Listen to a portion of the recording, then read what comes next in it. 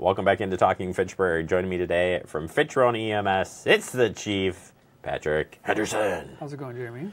Is going. How are you doing? We're doing all right. Doing all right? Yep, hanging in there. Fantastic. Well, it's been a while since you and I have gotten together.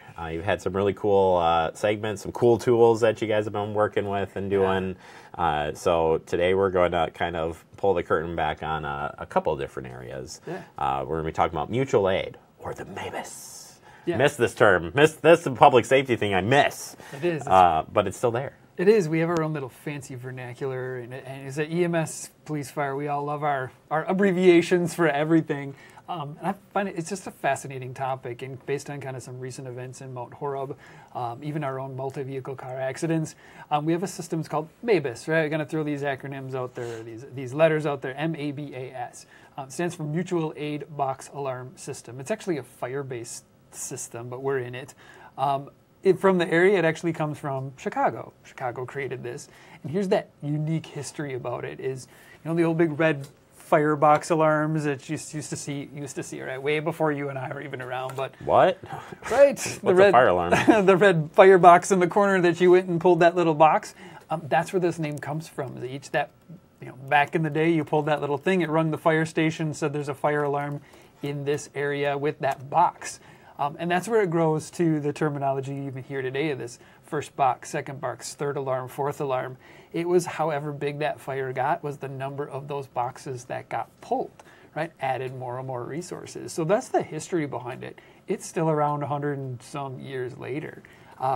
So yeah, what it is it's just pre-planning events, right? Becoming prepared for stuff.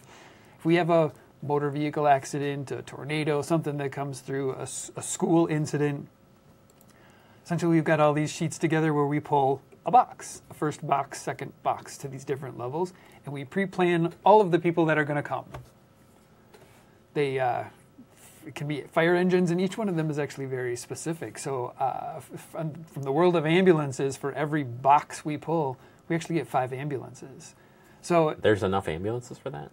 Dane County is a very resource-rich county, yes. So it's a different combination of we get in a car accident, we found we have lots of people. Instead of Patrick getting on the radio and saying, can you send me an ambulance from here, an ambulance from here, an ambulance from here, we just reach out to the dispatch center and say, I, Patrick from Fitch-Rona, I'm calling a mass casualty box alarm to the 2nd level, and I go back to do my work. With that, then, the person up at that dispatch center goes to they're just finally getting away from a paper system over to a digital system. That is all pre-planned. They pull it up. They know that there are 5 or 10 ambulances. They start hitting their butt, and they start coming. So somebody might ask you, like, why, or how does this benefit me? But it's really, it's all about getting those resources there in those critical moments and no lapse in time, right? Absolutely. As well as, I believe now every county in Wisconsin is on this MABAS system. We treat them all the same. And then it actually crosses county borders. We get called those are interdivisional. It just continues to move on, and it's largely that pre-planning side of things.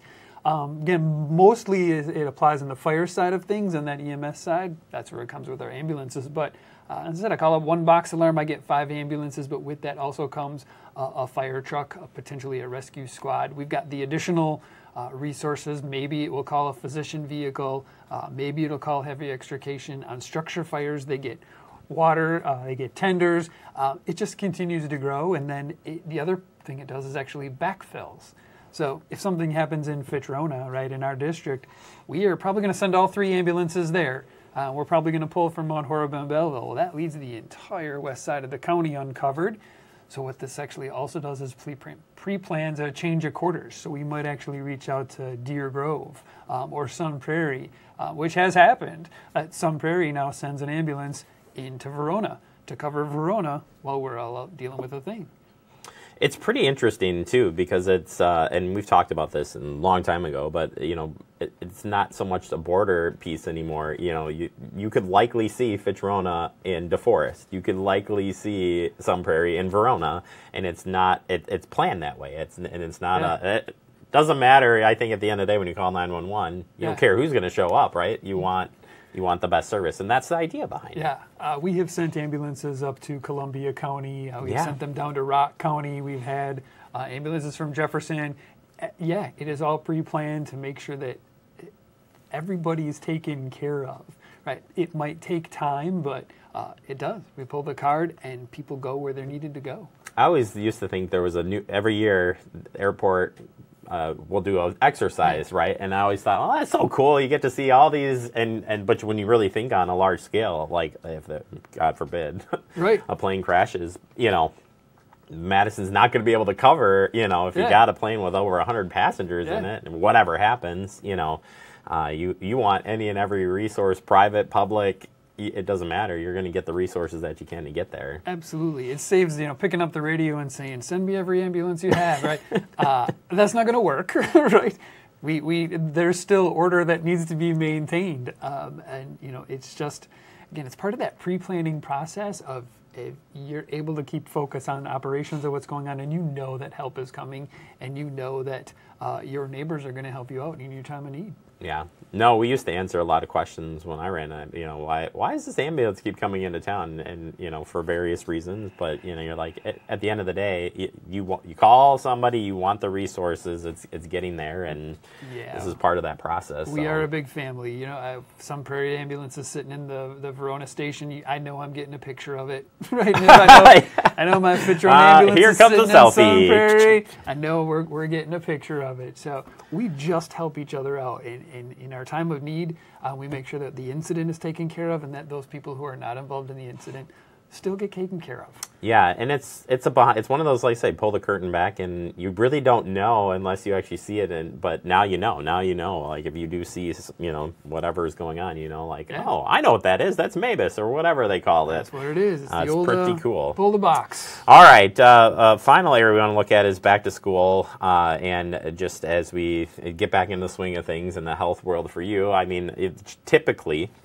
Although we've been in kind of a weird pattern here where we've seen COVID spike during the summer, which is weird in its own right because you don't really see upper respiratory stuff during the summer. But life is changing, and that's the way it is. But as we go back to school, just general tips from your perspective, whether adult, kid, or whatever, the rules really haven't changed, or your priorities to stay healthy pretty much still back to the basics. Absolutely.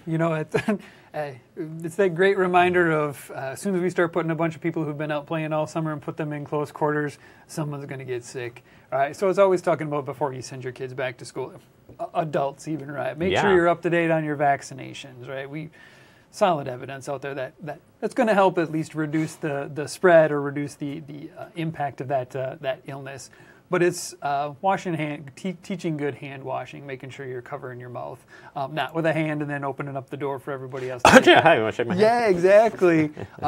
As you had mentioned, our ER docs were talking about our last ching a couple weeks ago, have seen a pretty big impact or increase in upper respiratory infections, unusual for the summer. Nothing as severe, again, as what we saw for a couple years ago. Essentially treating it now as an upper respiratory infection, right? If you're sick, stay home, cover your mouth, wearing masks. We wear masks more now than we ever did, which is probably a good thing. Yeah, hindsight is like, I remember being on the ambulance and not pulling a mask out hardly ever. There were just very few times where you felt it necessary, and looking back on it now, it's like, I think probably for the first 20 years of my career, PPE striked really out on this side. I put a mask on, and now we're pretty much doing that. But talking to kids about walking to school, those kids who walk to school or bike to school, looking for traffic safety, right? Now we're starting to get more people on the roads. We've got 3 months of time now where I'm sure people have been, of course they've been obeying speed limits through school zones, because we all do, right? But we got lots of kids out there now, so making sure that your kids are being very aware. Bike safety. We got the Verona and Fitchburg National Night Outs coming up here in the next couple of weeks. Making sure your kids got helmets. Their bikes are in good operating conditions before you're crossing the streets.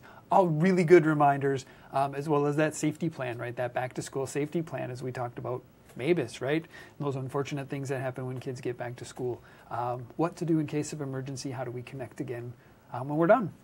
Yeah, it's good to talk over these things and review it. You're putting that backpack together. You're getting all these things ready to go. Adding safety to it. Yeah. It should be part of the strategy. Absolutely. So, all right, Patrick. Well, appreciate the time as always. We'll look forward to having you back next month. Sounds good. Thanks, Jeremy. Thank you.